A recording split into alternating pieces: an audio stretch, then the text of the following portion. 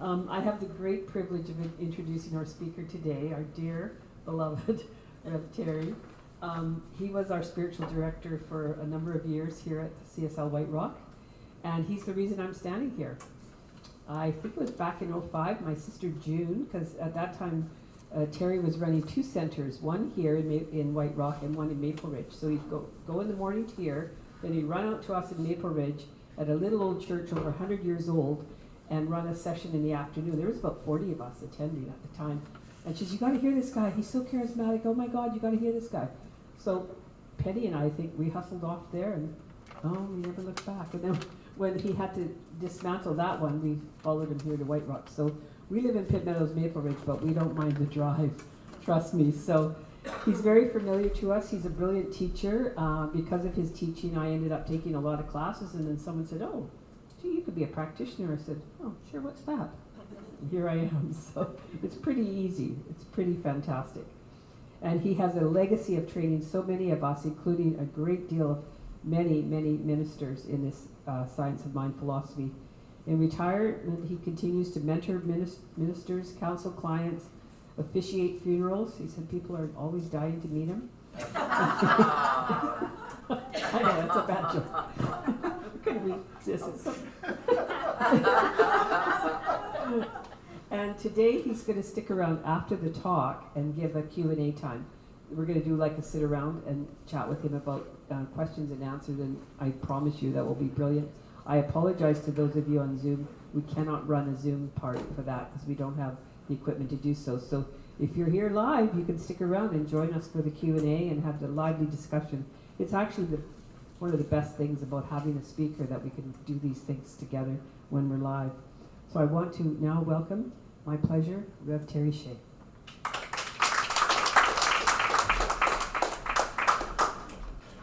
So good morning. It's a great pleasure to be with you again today. It's been a while.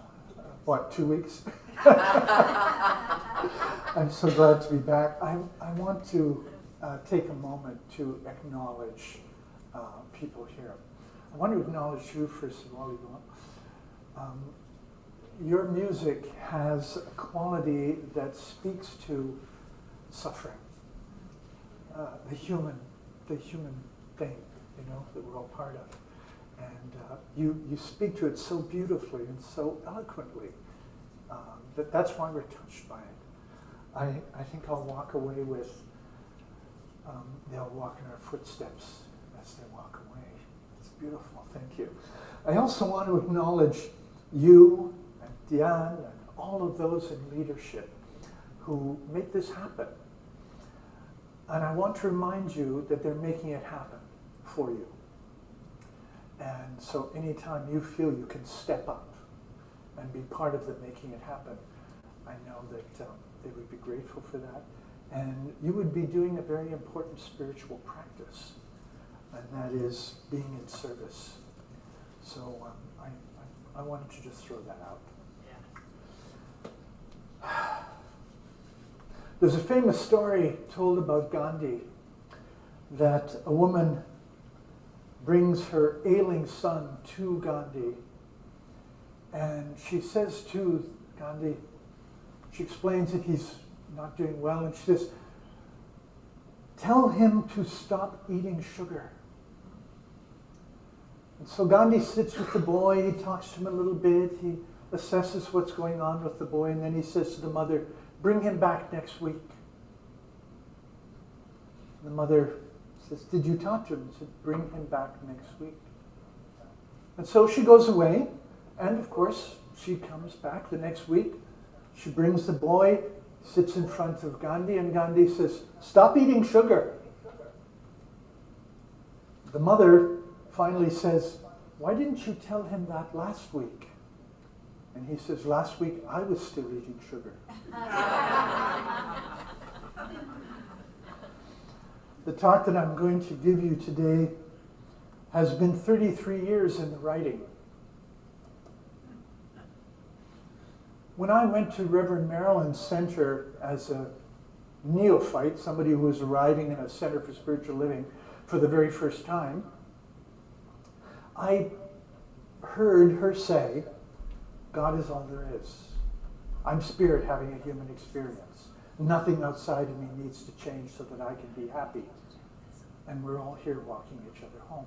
I heard her say those things, and I'll tell you, the first one, God is all there is, I thought to myself, oh crap. Not more of this Christian.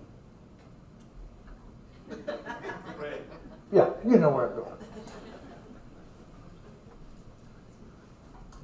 I realized when Tamara asked me to give this talk, by the way, you should know that as that wisdom kind of descended into me, I decided, and this was in 1990, to take that wisdom with me to my first center in California and to speak those 4 truths every Sunday.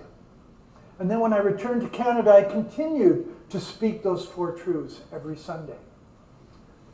So that's 33 years of speaking those truths, but I have never, ever given a talk on any of those 4 truths. And that's why I say it's 33 years in the making. When Tamara asked me to talk about it, I was excited. Excited to bring to you something that has been growing in me and continues to do so even to this day, even as recently as this morning.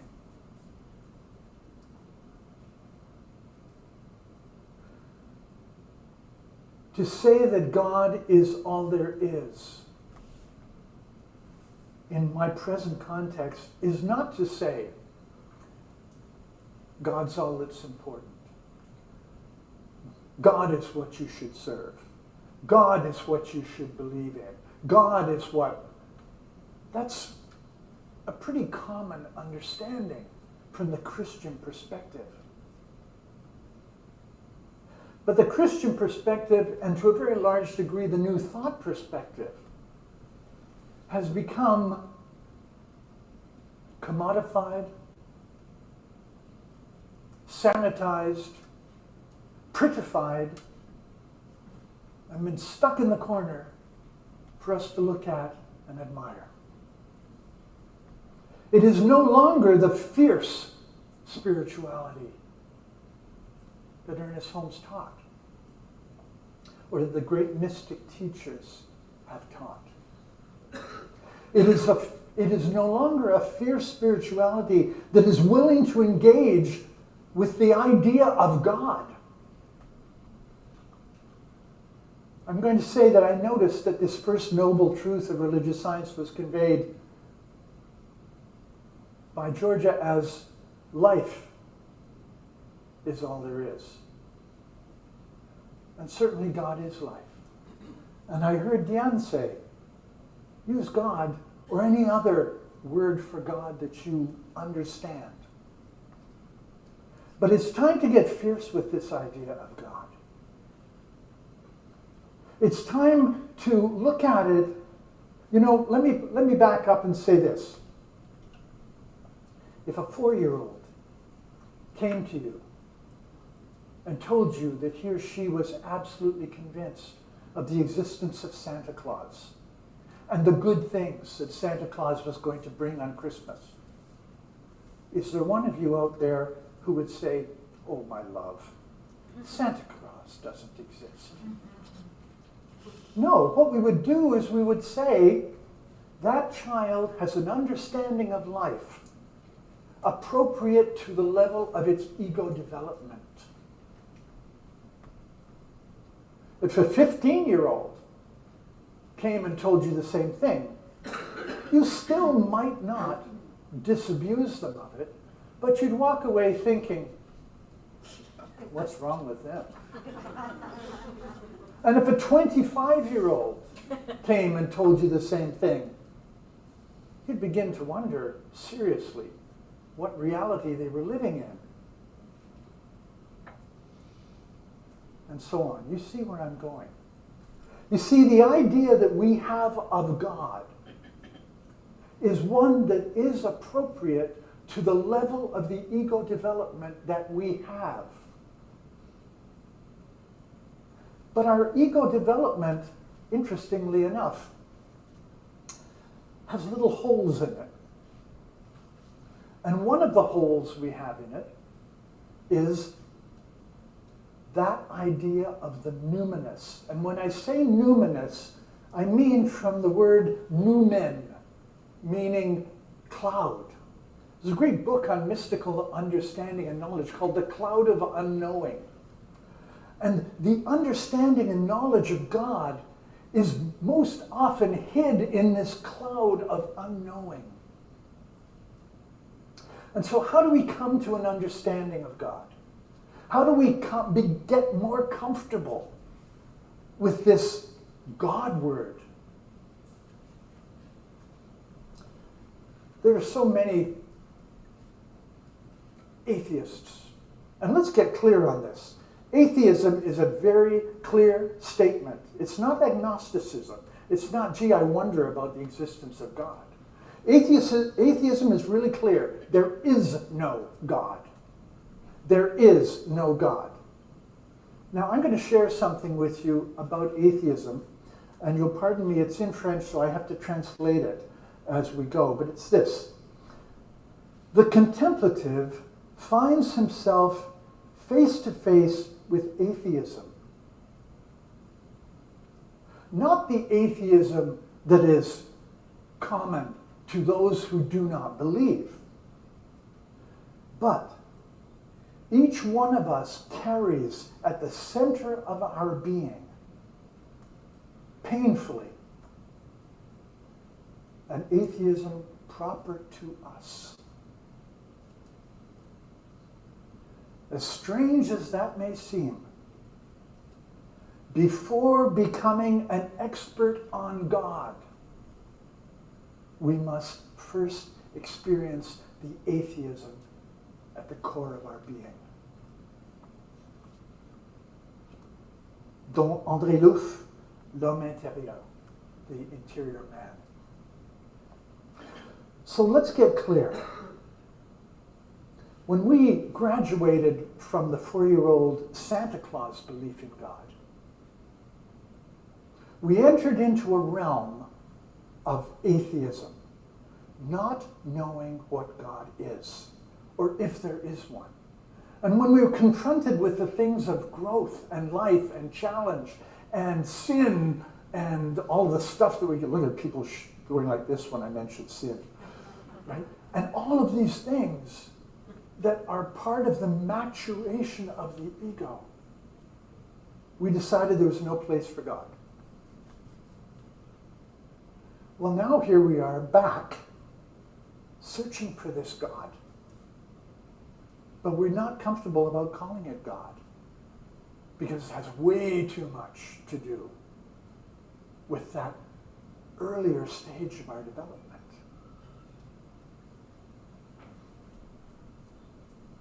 What is called for is that the idea of God in us mature.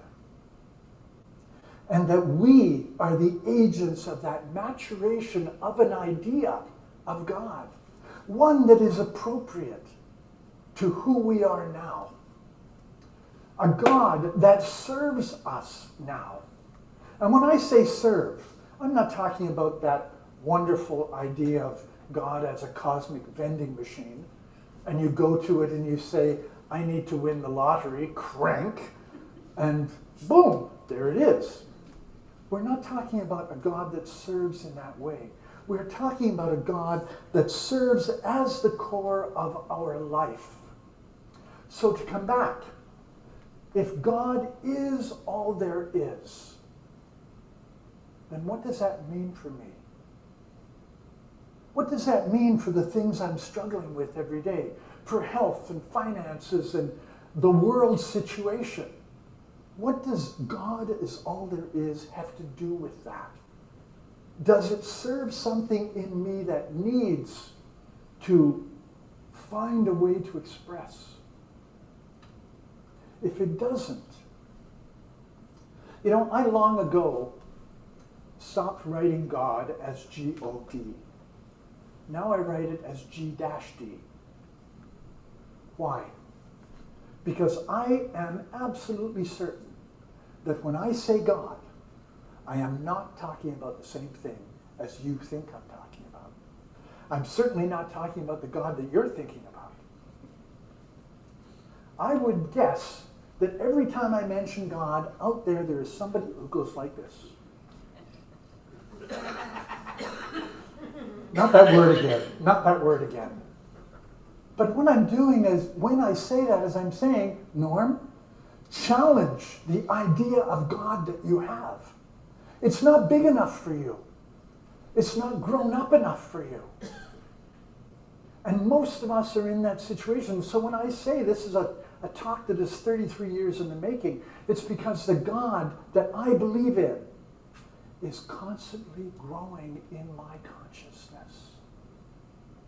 It is constantly evolving. I remember when I was teaching ministerial, one of my students said that he went to have a conversation with someone about God, and the guy he was talking to, and the guy said, "Oh, I don't believe in God." And he said, "Oh, well, tell me about the God you don't believe in." And so, of course, he started talking about, the Hebrew God and the murder and the death and wiping out all these people, and God who creates cancer in children and blah, blah, blah, blah, blah. And my student, to his credit, said, "I don't believe in that God either. He sounds like a monster." Well, that God is a monster, and it's appropriate to the level of ego development of the person who you're talking to. But let's face it, if we all stayed 5-year-olds, well, I guess we'd have the society we have. No. If we all stayed 5-year-olds in every aspect of our lives, we would have an absolute chaos of a life. But we have to be engaged in the maturation of the God in us. So how do we do that? Well, I have one simple answer to that. God is found by subtraction. God is never found by addition, by things we add to God. God is found by the things that are taken away from our understanding of God. We simplify God. We make God less of what it has become as part of that sanitized and prettified spirituality standing over there in the corner. And we make of that God something simpler and radically different. I'm going to ask you to say something with me. Now, first of all, I'm going to ask you to go. Take a breath and relax. Take a breath and relax. All together now. God is all there is. Together? God is all there is. How did that feel? There's some, and there's some. I'm happy no one is running from the room. But this is the point. We need to feel ourselves into this new understanding. We all admire the spiritual path, the walk of our great spiritual teachers. We admire them. If you're a traditional Christian per se, you worship Jesus and his spiritual path. If you're like me, a kind of a mystic, I revere my mystic teachers.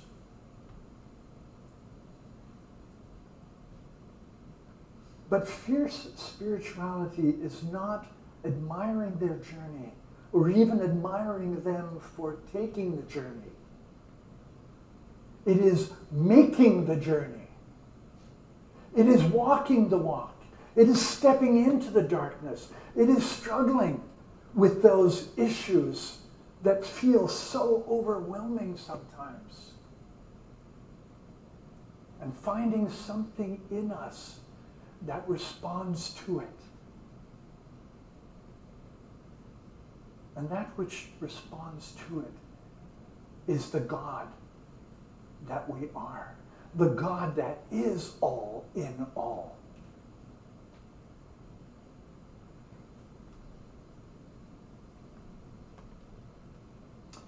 I had an interesting experience recently where I was speaking in a center where the comfort with God was a lot higher than here. And so I can just, I spoke in the Unitarian Church, they never invited me back. And they said to me, you said God too much. And I understand that. God is not part of their social program-driven spirituality. And that's okay. This other group, much more comfortable with God. But boy, when I started talking about non-duality, when I started talking about oneness, oh, then the hackles went up. What do you mean there's no evil? You don't have the luxury to believe in good and evil if you're part of a New Thought teaching. You don't get to say that. You don't get to claim that some things are evil and some things are good.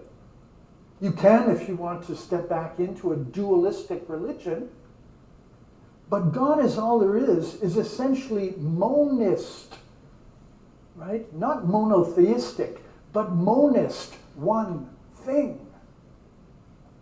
Are you bold enough? Are you fierce enough to live in a world where Donald Trump is not evil?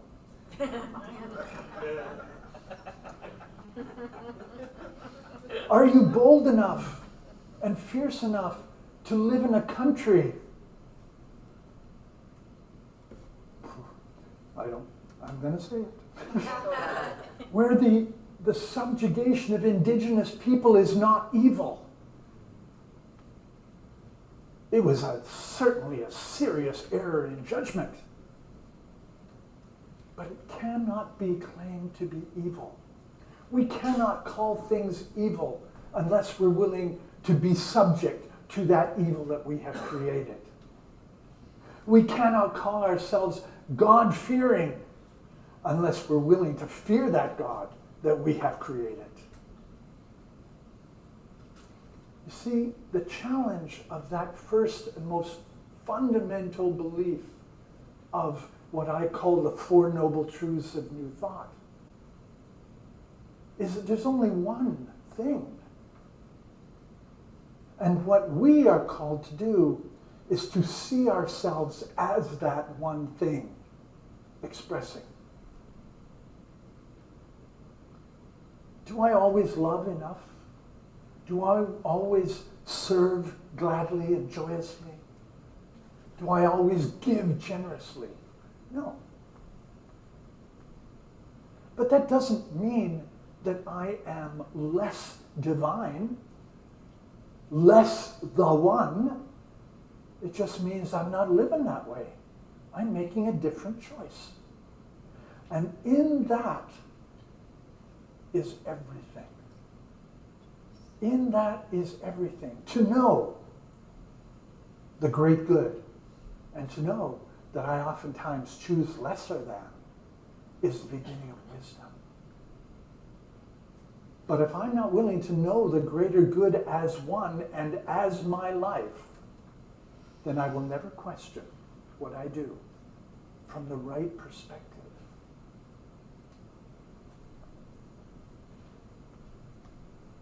Don't seek God. I'm telling you that right now. Do not look for God. Look for the obstacles to God. Look what's in the way of you knowing more about that which is God. You're going to step out of this place today and you go out into your lives and you're going to do all the things you normally do on a Sunday, and it'll be wonderful. And there were parts of it that will be not quite so wonderful, perhaps. Are you willing to see God in that too? Are you willing to take out of everything that you're experiencing everything that is not the oneness of love itself? If you are, then you have become fierce in your spiritual work. and you will reap incredible good. If you're not,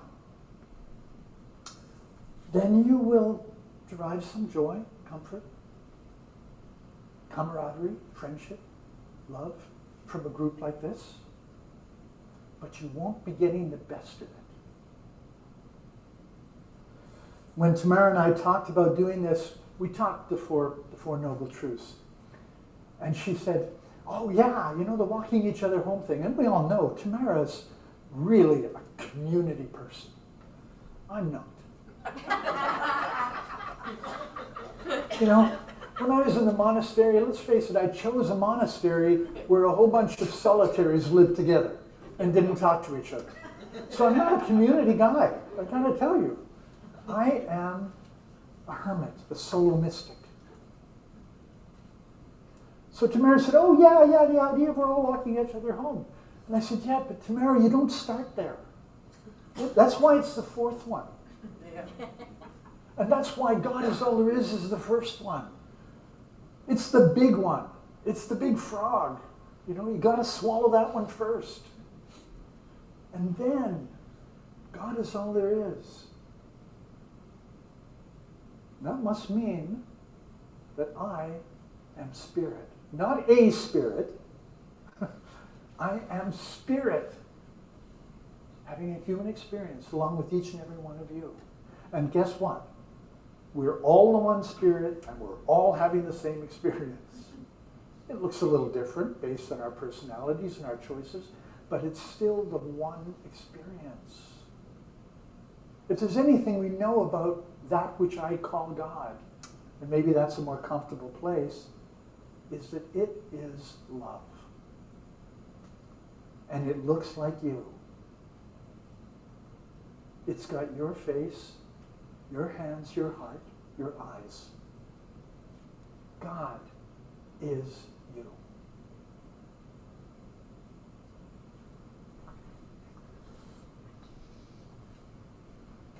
Let your idea of God go.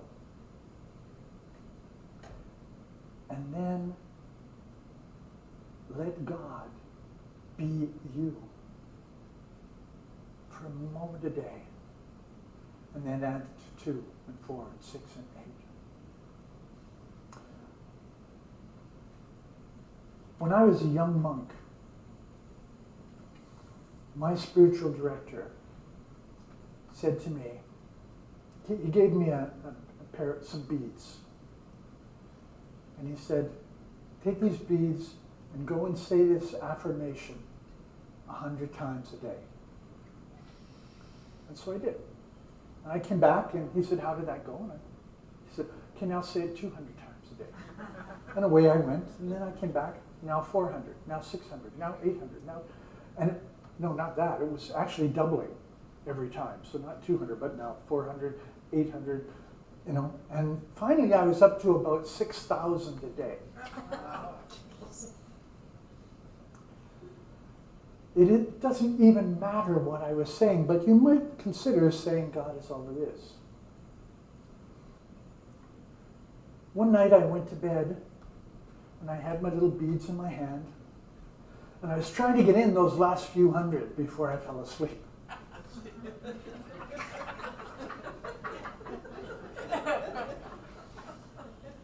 But when I woke up, my beads were still in my hand. And the first thing I said was my affirmation. I didn't know whether I had continued praying all night in my subconscious or not. That was a transformational moment for me. Because in that waking up moment of saying that affirmation, I realized that I was truly living the life of God. That I had gone from having to make it happen to just letting it happen. Our life in God must be a an allowing of what is to happen in us, through us, and as us. If you're comfortable, I invite you to close your eyes and go with me now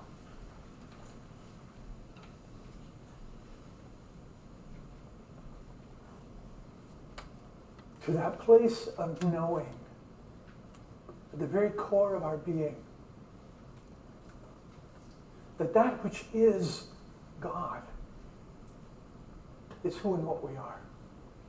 It always has been and always will be.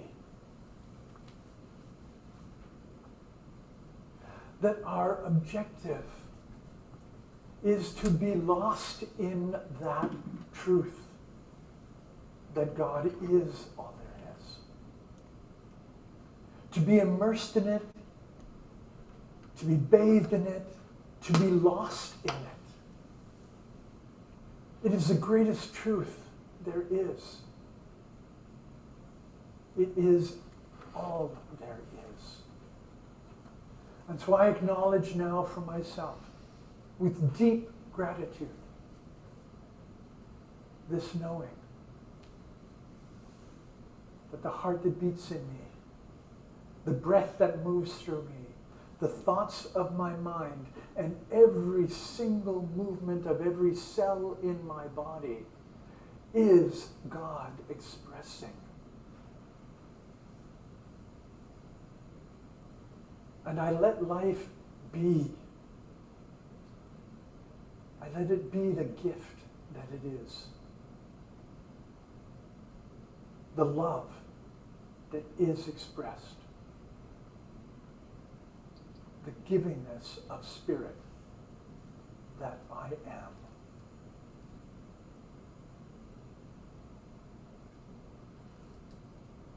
So ends the lesson, and so it is.